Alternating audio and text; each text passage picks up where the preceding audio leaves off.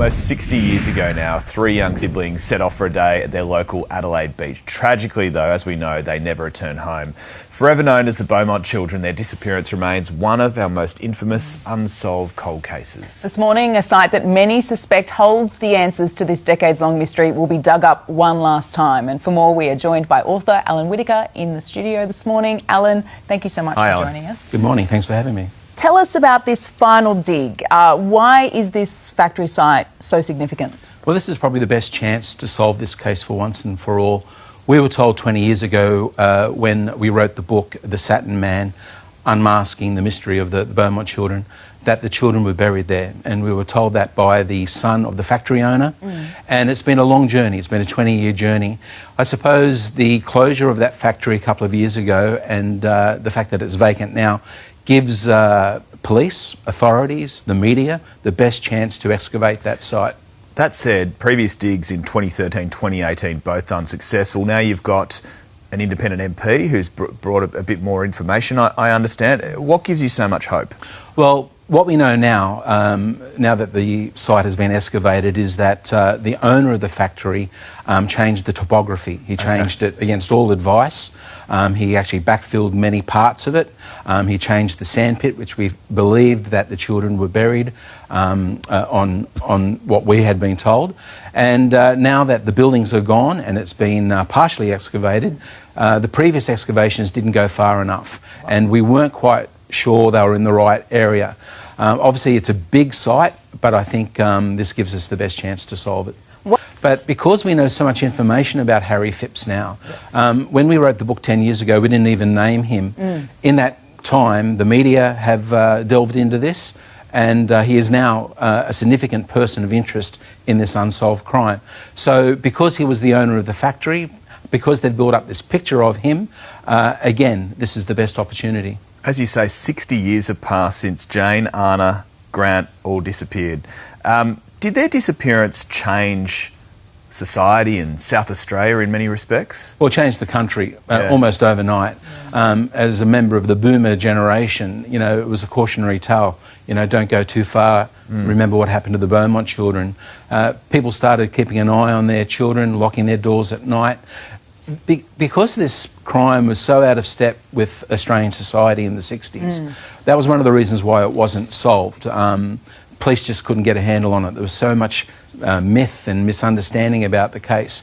But the fact that it changed as a society, that's why it needs to be closed. It needs to be solved once and for all, because it'll just keep on going and going. Their parents, Nancy and Jim Beaumont, have since passed away, never knowing what happened to their children. Do you think we are ever going to find out the answers? Well, this is the best chance. You know, we've had a number of independent witnesses, including the son of the factory owner, plus some young men who back in the 60s dug trenches on the site, that this was the final burial. I mean, often you get a gut feel. Have you got a gut feel? Well, I do. The psychology of this is, where's the best place to hide your victims but where you work and where you can keep an eye on things. Harry Phipps is long gone, the factory is gone. But there are a couple of little disclaimers here. Number one is, if the children aren't found, it doesn't mean that they're not there. And two, if the children aren't there, that doesn't mean that Harry Phipps wasn't involved. Well, we hold our breath and we wait. It's extraordinary, for the coming isn't it? days. Thank you so much for joining us. Thank you. Appreciate it. January 26, 1966, and Adelaide's searing summer heat is almost unbearable. It's a hot summer's day. It's Australia Day. It was hot as heck, really hot. In fact, stinking hot. A day that's already soaring towards 40 degrees.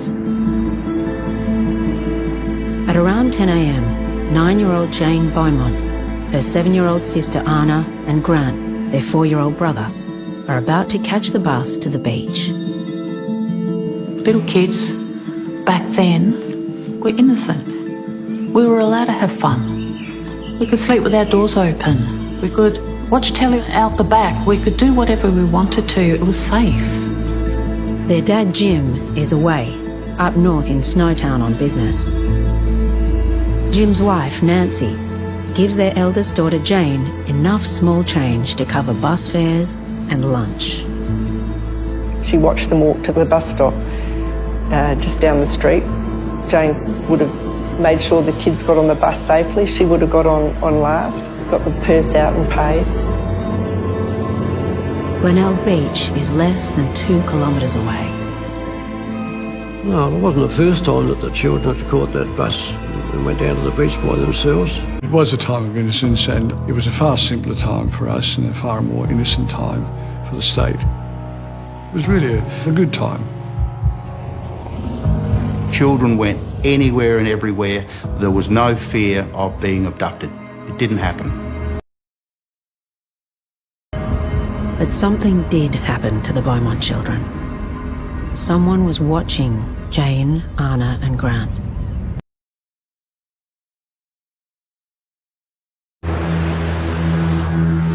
Nancy Beaumont thought her 3 children would be home by 1 o'clock.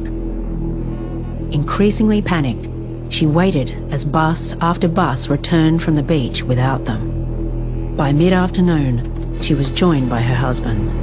He was a travelling salesman, and he thought he'd give the children a surprise and get back early. So he got back only to be met by his wife Nancy, who stated that the children hadn't returned home from the beach.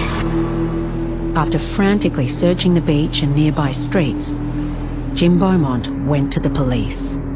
I think Mr Beaumont reported them missing at about 5 or 6 o'clock. Though it was at least 6 hours before their disappearance was broadcast over the radio and over the TV. Mostyn Matters was a young detective on duty at Glenelg Police Station when Mr Beaumont arrived. As the hours went by, every hour went by, it became more and more concerned that something has happened to him. The thing that I'd like to impress on you all is that everyone makes sure that they're familiar with the descriptions of the 3 missing children. That is absolutely important. And also make sure your friends are aware of the descriptions of these children. And also, if you have any new Australian friends, perhaps you can assist them in describing the children to them. 2 girls, 1 9, 1 7, and a little 4-year-old boy, and they have brown eyes. Jim Beaumont now divided his time between the police, the search, and the public appeal. What sort of a girl is Jane, the 9-year-old? Is she... Oh, very intelligent, very intelligent. You've only got to tell her a thing once, and she always does what she's told, never to talk to any strangers on the beach. When she swims there, always in groups. Be quite able to look after the other 2. Oh, quite capable, quite capable.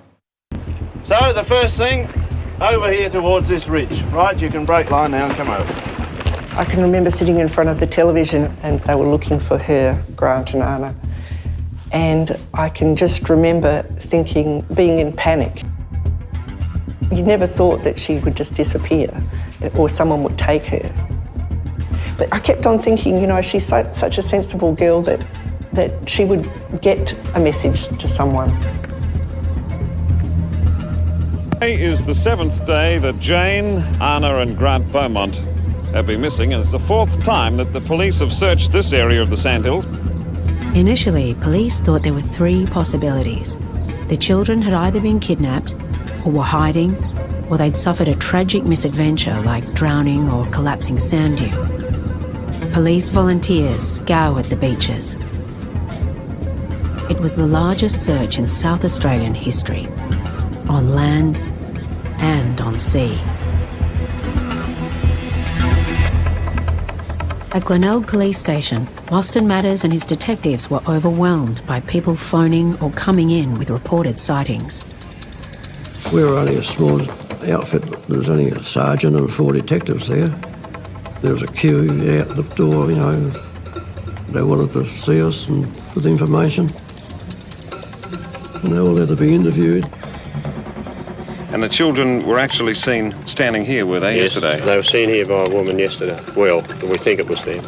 We're trying to do our best, but we couldn't possibly interview everybody that was coming to the station, and it was just impossible. Nothing was really organised like it should have been.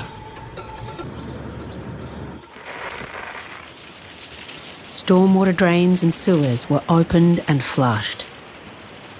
You did lead the men this morning to this inlet into the manhole in the Broadway. That's true. Now, do you believe that the children are in this pipe? Do you think that there's a possibility they could be there?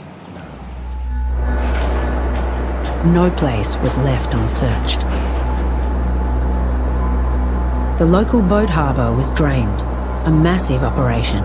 At the Patawalunga Boat Haven in Glenelg, South Australia, in what is the latest development and perhaps the most dramatic one yet, the haven is going to be drained and the police will then inspect it. Dozens of police and cadets probed the waist-high mud. We actually all held our breath while people looked for them, while the Patawalunga was dragged. This is one of the jobs where they hope they don't have any luck whatsoever. On and on it went. Surely, somewhere, somehow, they would find a scrap of clothing, a shred of evidence. How's it going? But each lead failed. The children had vanished. In November 1966, over 9 months since they were last seen, a local businessman flew the famous Dutch clairvoyant Gerard Croiset to Adelaide. Now, that was a farce, no two ways about that. Croiset claimed he'd had a vision of the Beaumont children and arrived in Adelaide to a reception rivalling that given to the Beatles. Do you hope that Dr. Croiset succeeds, Jim? Oh, well, I mean, that's his belief, and I really appreciate him coming over, I mean, to find the children. I think it'd be very difficult for him to meet us. I think he's a very feeling man, and I think that his main objective is finding the children more so than talking to us, perhaps. In my opinion, I have found the spot where the children are, or would be. Where is that spot? Where is that?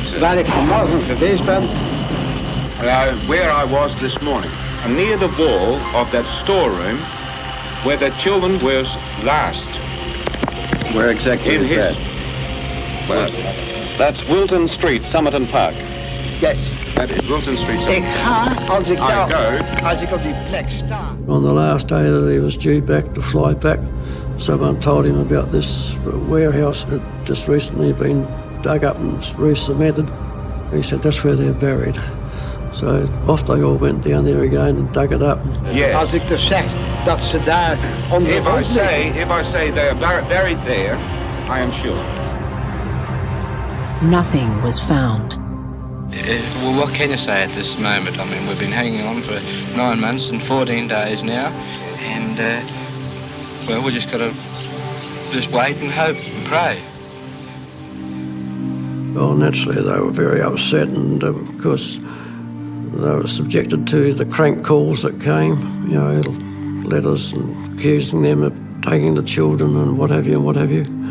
They suffered a lot, they really did. I don't believe that the children are dead, and I'll cling on to the hope until there's any evidence found otherwise. As each month passed, each year came by, every anniversary, you know, they used to suffer. I know Nancy, she left the rooms where the children slept. They weren't touched. Everything stayed as it was, in case the children ever came home. Late in the morning at Glenelg Beach, an elderly couple saw Jane, Arnna and Grant playing with a tall man, whose description they later gave to police. I believe that they'd met him before. It's not the first time they'd met the man. It was quite it was almost like a parent playing with the children. Jane carried an off-white purse and had been given enough coins by her mum for their bus fares and to buy lunch. The elderly couple reported that the man with the children said they'd lost their money. If your plan was to entice these children somewhere, to get them away so you could do whatever it was you wanted to do, what better way than to remove the method of getting home and be able to offer them an alternative? They went willingly, I believe, from the beach with someone. They weren't dragged kicking and screaming away. At around lunchtime, the children were seen again. They were about 100 metres from the beach when Tom Patterson, their local postie, saw them. The spot where Mr. Patterson last saw the 3 Beaumont children. He was riding his bicycle down Mosley Street and he saw them standing right where I am. He stopped his bicycle just here. He said hello to them.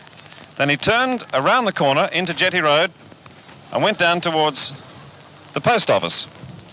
Now, the children, after he passed by, the children walked across the road. Across the road was a popular local bakery called Wenzel's Pie Shop. It would have been around here. And this is one of the mysteries of that day. Earlier at the beach, the children had lost their money.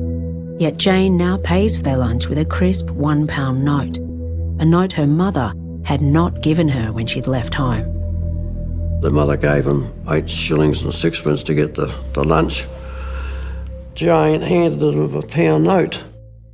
What did they buy with the £1 note? The children bought cakes and a pie for the man. That's what they said, a pie for the man. The kids said that. They were heard saying that. Yes, they said it to the attendant at this shop. No criminal case in Australia has attracted more suspects. As the years passed, one by one, these evil men fell under suspicion. Infamous child killer Derek Percy, linked to the deaths of 9 children. Convicted murderer and suspected serial killer James O'Neill. Anthony Munro, the scoutmaster and pedophile, now in prison after his extradition from Cambodia. And one of the most depraved killers in Australian history, Bevan von Einem, convicted for the murder of 15-year-old Richard Kelvin. Von Einem is thought to be responsible for multiple killings in Adelaide in the late 70s and early 80s. Film taken during the search for the Beaumont children even shows a young man with a striking resemblance to von Einem watching on as police drag the boat harbour, although the identity of this man has never been verified. In the hunt for suspects, the net has been cast far and wide. In 1966, a police artist drew this image of the man witnesses saw speaking to Jane, Arnna and Grant at Glenelg Beach. Bearing a close resemblance to the police sketch is this man, Harry Phipps. It's startling, the resemblance in my mind. A millionaire factory owner and father of 2, Phipps lived close to both the beach and the bakery, where the kids bought themselves cakes and a pie for the man. Considering it's a hand-drawn sketch, I don't think you could have got it closer had you been looking at Harry and drawn it. The more I look at Harry, of all the people who've been suggested over the years, and there have been many, I think he is the most likely to be the actual offender.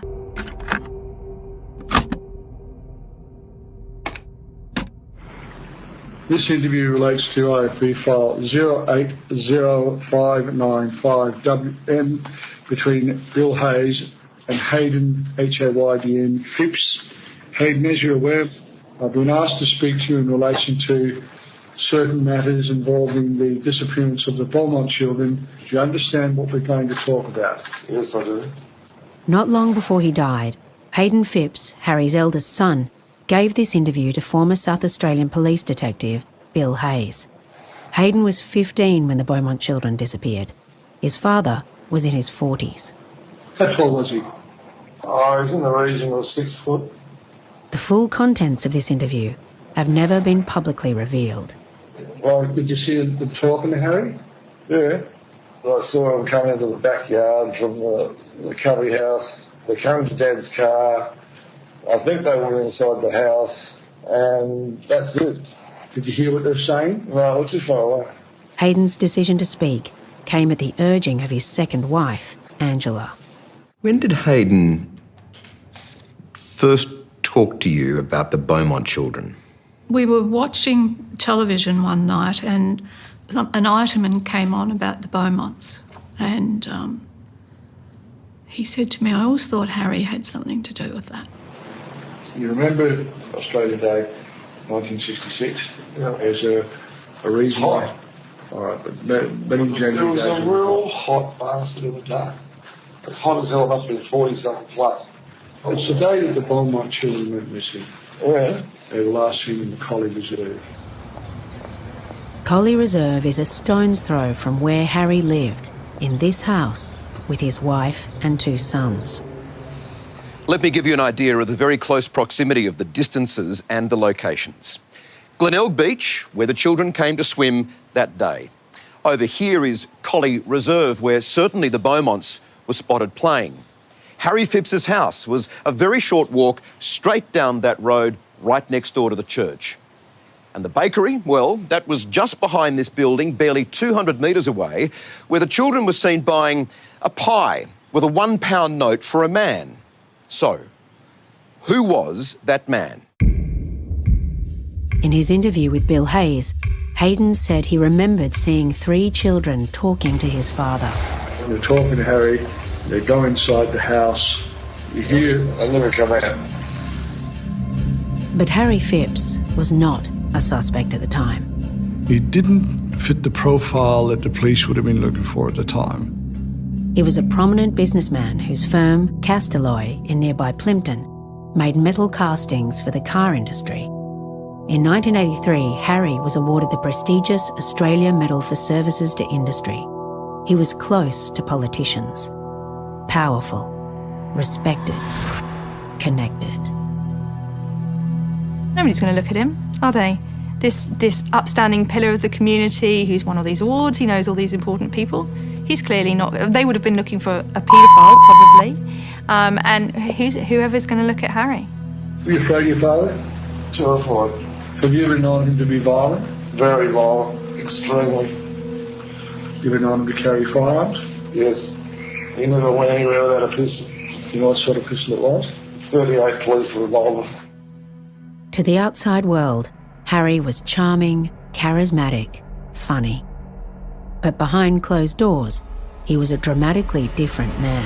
What was his childhood like? I'd say it was fucked up. His mum dressed him as a girl until he was 5 years of age, and he just carried it on. When my grandmother died, I found some of his clothing, and my mother came out and said, oh, you found out the secret at last. He admitted to me on many occasions that he had a straight-up fetish for women's clothing, and in particular, his mother made him little gowns of satin, and he acquired this fetish for satin. You actually saw him dressed like this? Yeah. Did you see signs of him having been sexually excited? Yeah. He said that he could recall as a small child, lying in bed at night, and he would hear the sound of Harry coming down the hall and the swish of the satin. He used to hear this swishing at night. And he knew that Harry was coming to sexually abuse him.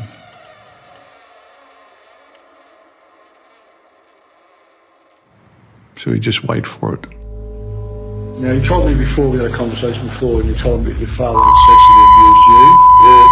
Wow. Okay, so full sexual intercourse? Yep. All right, how long did this abuse go on for, Hayden? Until I was 14 years of age. 3 times a week for about 8 years, which I'm assuming Hayden got big enough to deck his father, and that's why it stopped. And I became big enough and strong enough to protect myself. And one night he picked up a plate of food and slammed it in my mum's face, and the china plate broke and cut her face open. So I grabbed him by the hair and dragged him out in the passage and dropped him. And I just held him down by his shoulders and punched the shit out of him and said, "Don't you ever hit my mother again. You never hit my mother again." What about you? Never touch me again. Hayden had his problems, obviously, but in relation to his telling of his own abuse at the hands of his father and the Beaumont children connection, do you believe him to be believable Yes. and trustworthy? Yes. Harry Phipps lived until his 80s, dying in 2004. He was never investigated. 10 years later, Hayden, his son, died. A broken man. Such a waste. I find the waste of human potential difficult, and in someone that I really loved, he was the love of my life. Within weeks of this interview, Angela Fife also died. But in death, she and her ex-husband Hayden left behind damning testimony about his father, Harry Phipps. Possibly the closest thing to evil I've ever met in my life. Do you think he would have had it in him to kill 3 innocent children like that? Oh, easy. He wouldn't even think about it. I know this may not be easy, but I want to show you this image.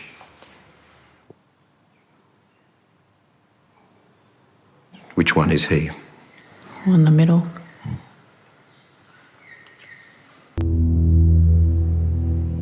Harry Phipps was Adelaide establishment. He had status and he had money. Harry had it all. But it wasn't enough. Harry was a predator.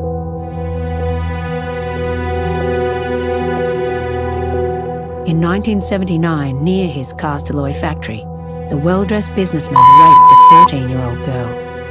She has never publicly told her story before. My best friend lived around the corner from behind Castleloy's, and I remember having my school uniform on, which back then was very short, as they were back then, and I ran to my friend's place. This would have been about 4 o'clock when I headed her place, and she only lived not even a 3-minute run to her place. Linda stayed at her friend's for around 2 hours. On her way home, she encountered the man she's identified as Harry Phipps. He basically just said, "Oh, hi, how are you? I've seen you around," which he did.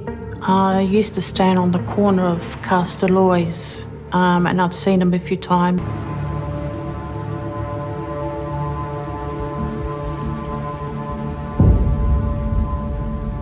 He just walked me across the road and was just saying that, "You're a really pretty girl, I've seen you around," and I just went with him. I was more worried of getting in trouble from my father not being home on time than what this man was doing. There was nobody around. There was no cars around, there was no people around, there was no workers around. Everything had shut. He had like dark grey pants on and shirt and tie, and smelled clean. When you're accessing senses like smell, that is because you're taking yourself back to an event. So those kind of details actually make it more believable to me from a victim perspective that she's got a very clear recollection and she knows who the offender was.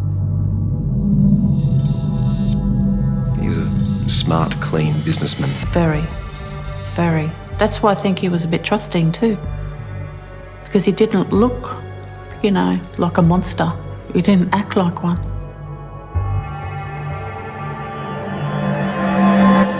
What is he saying? Sit down here, you're a really pretty girl, and I've been, I see you in the morning, so I know you're around, and I see you going to school and all of those sorts of things. And then he just became a little bit more forceful. And he just started doing things, and then he'd stop speaking.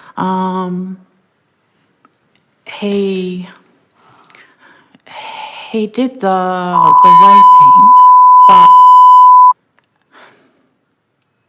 started getting really slimy, really dirty talk and things like that, Yeah. When he was finished, Harry Phipps began blaming her. He changed. It didn't matter that I was crying or that my uniform was filthy or that my legs were scraped, gravel rashed and things like that, or that I was bleeding. It didn't matter. It was almost like, see what you made me do now? You got my pants dirty. You got my shirt, you got dirt on my shirt.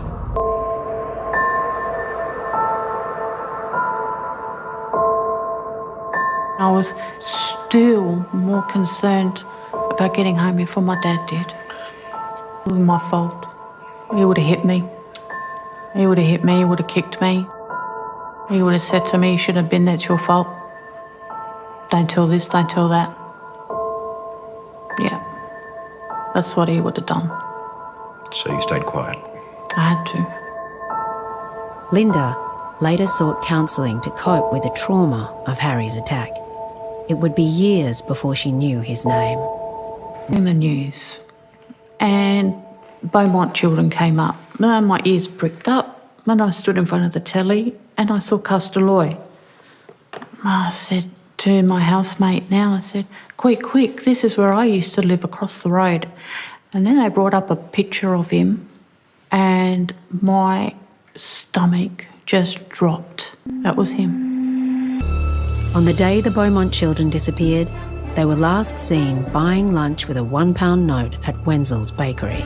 Someone must have given it to them, and we know that Harry, because we have statements from a number of people, including the son, that Harry, if he wanted you to do something or disappear, he would give you a £1 note. So it wasn't unusual for him to give out £1 notes? As much as you want. Okay. But you don't remember him eating pies? I think you like pies, yeah. Jane Beaumont kept her money in an off-white clip purse. Many years later, Harry's widow invited Stuart Mullins into the Glenelg home they'd shared.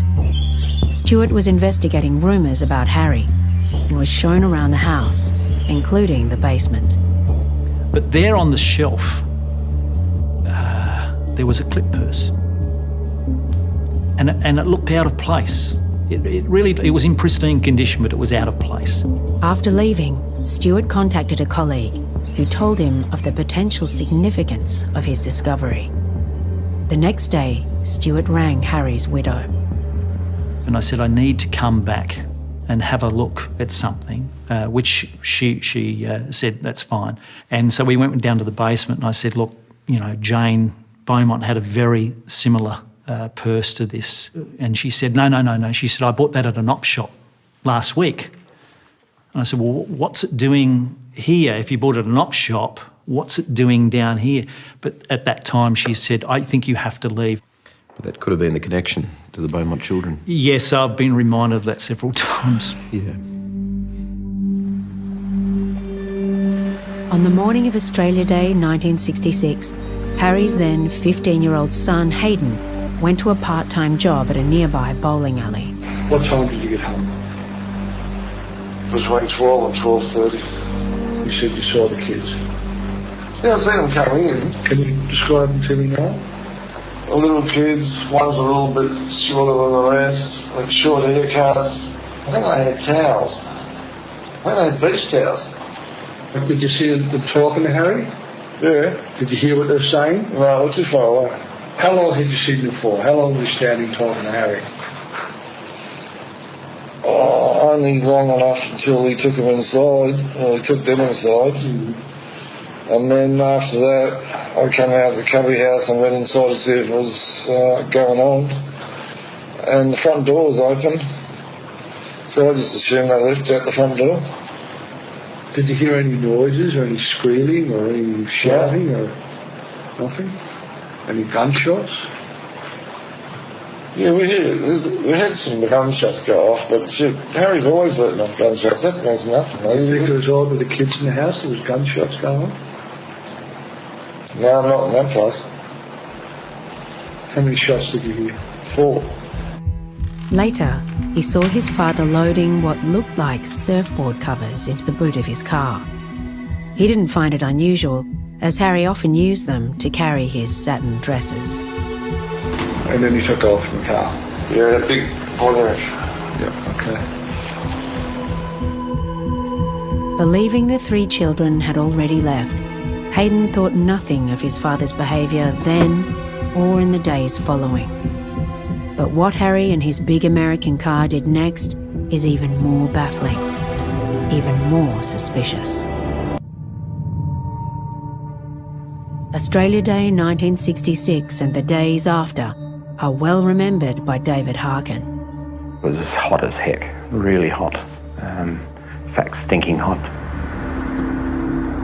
He He and his elder brother lived in North Plympton, close to the Castalloy factory. In their spare time, they earned money doing odd jobs, like the one a well-dressed man offered them that holiday weekend. I was 15 at the time, Robin was 17. We were asked to dig a hole. It had to be done on the long weekend and finished by Sunday night. The businessman offered good money, which was an added incentive for David's brother, who was saving for his first car. That was the motivation for digging a hole, otherwise we'd be down the beach on Saturday and Sunday.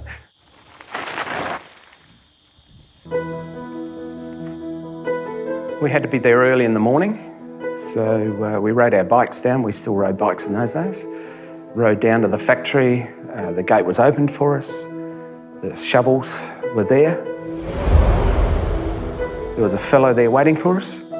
He directed us to where to dig the hole and pretty much what dimensions he wanted. Approximately 2 yards long, a yard wide and about our height.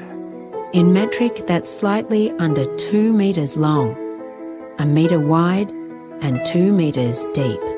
For some reason, it needed to be that shape and quite straight sides. He was quite insistent on that, and we just had to keep digging until he was satisfied.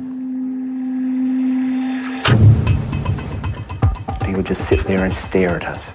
Occasionally come over to the hole and say, no, I want it deeper, and then just either sit there and watch us for a little while or drive off again. There was no pleasantries involved or thank you for your work or anything like that. He would just look at us. David remembers being worried. The factory was shut at the weekend. If anything went wrong, no one was there.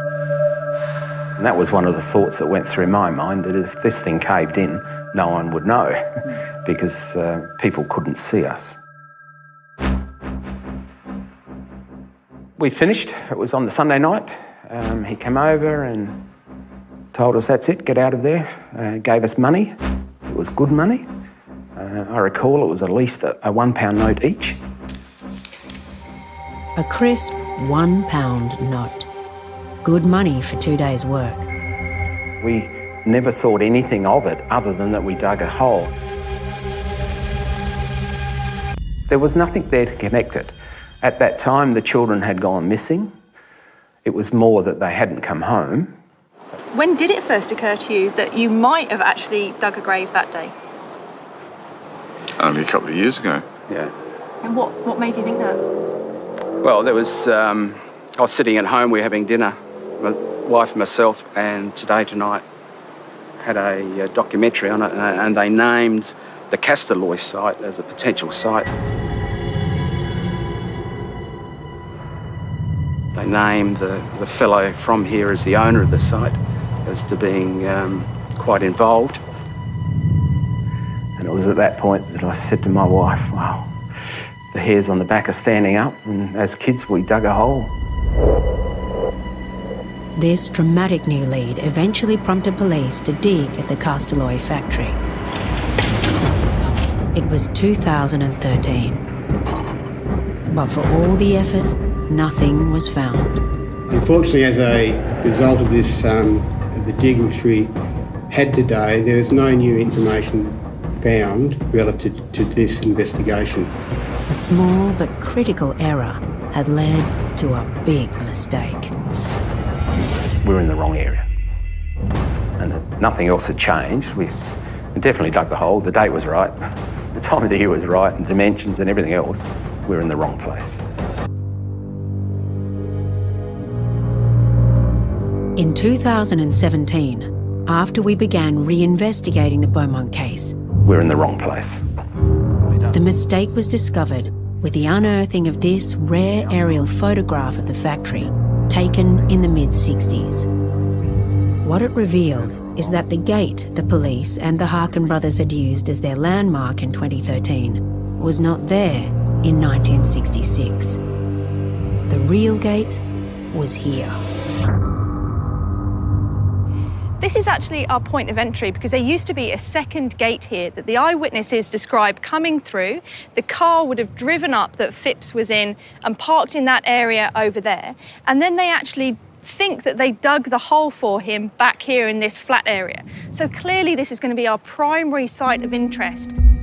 The photo had solved one part of the puzzle. But it would take this archaeological scientist and his team to provide the answer to the next. Could new technology pinpoint the exact place that the Harkin brothers had dug? The possible burial site of the Beaumont children? In January, in near 40-degree heat, all right, Adelaide 37 at the moment and 41 later. Archaeological scientist Ian Moffat and a small team from Flinders University began the painstaking task of testing the soil at the old Castalloy site. What it's not going to show is bones. What it shows is an anomaly, something that's different. So we're looking for an area of ground that is different underneath than the surrounding of about the right size. In terms of this mystery, this is really cutting-edge technology. I don't know of anywhere else where this has been used before, especially in a forensic capacity. The testing took 3 days. We're going to take this back to the lab and put all of these results together into one big 3D model of the site. It then took nearly 2 weeks for data to be analysed, both in Australia and overseas, and a profile of the soil where the Harkins said they had dug to be visually constructed. But when it was, what it showed was literally groundbreaking. Hello, Xanthi. Yeah. The thing I'm really excited about is the features are about the right size, they're about the right shape, they're sitting at the right depth, and best of all, they're approximately in the area where the history from the site suggests that they should be. Armed with this breakthrough, on Friday the 19th of January, Ian Moffat drove to present his findings to South Australian Police. This is a really significant meeting. It's a huge finding. It's always difficult with geophysical data. It's an indirect indication of what's in the ground. So I don't want to jump to the conclusion that we've definitely found these bodies at this stage. But what's certainly been found is some disturbance in the soil that fits a description of the grave. And so I think that makes it very compelling. Ian was joined by forensic criminologist Dr. Xanthi Mallet. Less than an hour later, they emerged with stunning news. Really exciting. The police have taken over the investigation. They're very interested in the results that we've had, and they're moving forward to dig the site as soon as possible. Doubt that he was with the children on that day. I've no doubt that he was a pedophile. I've no doubt that he was a dangerous man when aroused. I've no doubt that on the day he was handling his satin clothing, and when he did that, he became sexually aroused. And into that walked 3 little children. Xanthi, you will be behind the fence line when the dig actually happens. Who else will be there and what will they be doing? This is a full forensic investigation, so primarily police personnel with forensic experts to assist them. The main one being a forensic anthropologist who will be there to oversee any elements of human identification. So if any bones show up, for example, that's the expert that will help identify who that is. Good evening. Claims tonight of a key new piece of evidence which could help solve the Beaumont children mystery. It's been revealed one key suspect was related by marriage to the family, potentially explaining why the children might have trusted him. The North Plympton property that man once owned is now being excavated again. They disappeared almost 60 years ago, but this haunting case continues to live in the minds of the nation. I have to say, quite an emotional moment for all of us if the remains are found here. A fresh search getting underway in Adelaide's western suburbs for the bodies of Jane, Arnna and Grant Beaumont, who disappeared from Glenelg Beach in 1966. I think all of Australia want to see closure. The privately organised dig, a last chance to see if anything can be unearthed at the former Castalloy factory site before a housing development goes on top. It's land once owned by wealthy industrialist Harry Phipps. The organisers of the dig believe he is the prime suspect in the disappearance of the three siblings. Over the next week, 2 locations previously searched in 2013 and 2018 will be dug up again, along with a third new area of land. Where they are at the moment, that's a new site that has been identified by the project team that hasn't been searched before. The factory site was identified by 2 men who were boys at the time and say they were paid to dig a grave-like hole there 3 days after the children disappeared. The people who've been investigating Phipps believe he was a pedophile and today have revealed that just this week a new link between him and the Beaumont family has come to light. That Harry Phipps had a niece who married a cousin of Jim Beaumont, the children's father. There's been a long-standing theory that the children knew their abductor. They were seen playing with a mystery man at Glenelg and appear to have gone with him willingly. We've been searching for that link, or a possible link, all that time, and here we go now, we've got one. The excavation company will be doing the work over the next week for free, but I've been told there was also an anonymous donation of $10,000 to help clear the site. An international expert in forensic archaeology also flown in. He says if there are any human remains there might only be traces left. Once the topsoil is cleared, the machines will make way for shovels, trowels and brushes. And we have a haystack, and we'll have to go with our hands through the haystack to find the needle. South Australia Police is not involved in this dig, having previously said it did not believe it will succeed, but it is monitoring the outcome. Somebody's got to champion the cause, and we were given an opportunity and we've taken it up. Samantha.